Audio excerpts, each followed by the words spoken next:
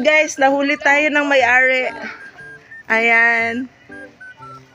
Actually, nagmuni-muni lang ako dito, Marie. Wala akong ginagawang masama, Marie. Ayan.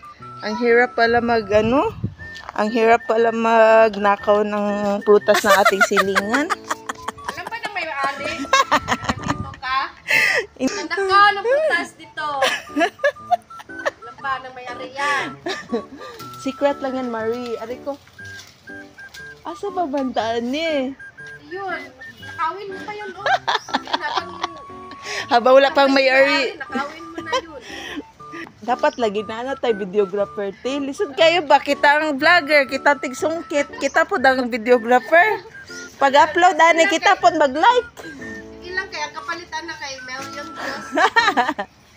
A few moments later.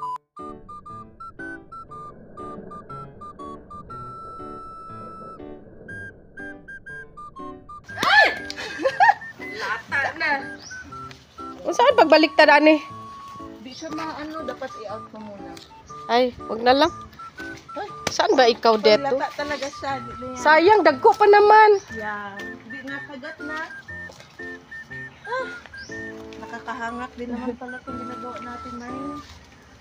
Ang hirap naman. No? Ayun, no? Ay, ayun. Hindi pa tayo nagiging ganap na vlogger. Nababatok na tayo sa init. Ay! O, sige, pwede pa yan. Pwede man na mo hiwa-hiwaon good. Yeah. Ay! Kana, No. Ito, perfect. hiwaon ni mo niya ang mga liso, kunin mo. Yes. Alam mo ba na na-heal na Ara, o, yung daghan ating kaayo kamay? mga kasoy, oh. Ganito kami dito sa aming probensya. Namimigay lang yung aming silingan kahit hindi pa kami nagpapaalam. Tingnan mo. Nakaabot na tayo kung saan-saan. Ayun, oh. Asa? Aray ko. Naara man dahil dito, oh. Gani, Sa nagatago. landong. Ara, oh. Ay, naara man dahil diri, oh. Nakaabot na tayo kung saan-saan.